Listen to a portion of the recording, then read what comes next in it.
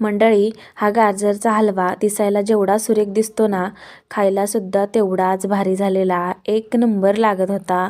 आणि मेन महत्त्वाचं म्हणजे हा गाजरचा हलवा किसण्यासाठी मी अजिबात कष्ट केलेलं नाही आहे. आता तुम्ही ते बघू शकता. तर झालं काय, खूप छोटे छोटे गाजर होते, त्यासाठी किसताच येत नव्हतं. म्हणून म्हटलं की ह्याचे साल काढावा आणि छोटे छोटे काप करून घ्यावं आणि डायरेक्ट कुकरला लावून घ्यावं. म्हणून गॅसवरती कुकर ठेवलेला आहे आणि त्यामध्ये 2 चमचे तूप टाकलेलं आहे.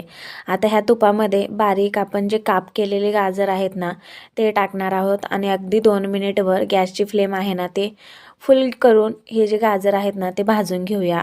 आणि यानंतर यामध्ये दूध टाकायचं आहे. तर आता इथे मी दुधाचं जे प्रमाण आहे ना ते शिजल इतपत वापरलेलं आहे, म्हणजेच अर्धा लिटर दुधाचं प्रमाण इथे मी वापरलेलं आहे. आणखीन थोडंसं दूध यामध्ये मी ॲड करणार आहे. आता काय करूया, कुकरचं झाकण लावूया आणि अगदी 4 ते 5 शिट्ट्या करून घेऊया. आफ्टर 4 ते 5 शिट्ट्यानंतर झाकण खोलून पाहूया. मस्तच गाजर जे आहे ना ते अगदी मऊसूत शिजलं होतं, पण यामध्ये दूध होतं, यासाठी स्मॅश काय करता आलं नाही आहे. म्हणून म्हटलं की हे जे मिश्रण आहे ना ते अगोदर आपण कढईमध्ये टाकूया आणि मग स्मॅश करून घेऊया. यासाठी गॅसवरती कढई ठेवलेली आहे आणि परत एकदा 2 ते 3 चमचे तूप टाकलेलं आहे. आता तुपामध्ये तुमच्या आवडीचे ड्रायफ्रूट्स टाका.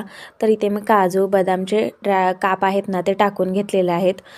एखाद मिनिटभर हे जे काप आहेत ना ते आपण परतून घेऊया तुपामध्ये आणि लगेचच यामध्ये ॲड करूया जे आपण शिजवून घेतलेलं मिश्रण आहे ना गाजरचं, तर ते ॲड केलेलं आहे.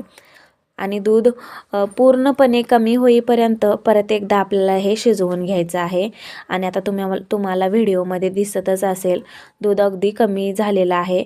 तर आता आपण स्मॅशरने स्मॅश करून घेऊया. आणि इझिली स्मॅश होते अगदी किसलेल्या गाजरामध्ये आणि ह्या गाजरामध्ये काहीच फरक जाणवत नाही आहे.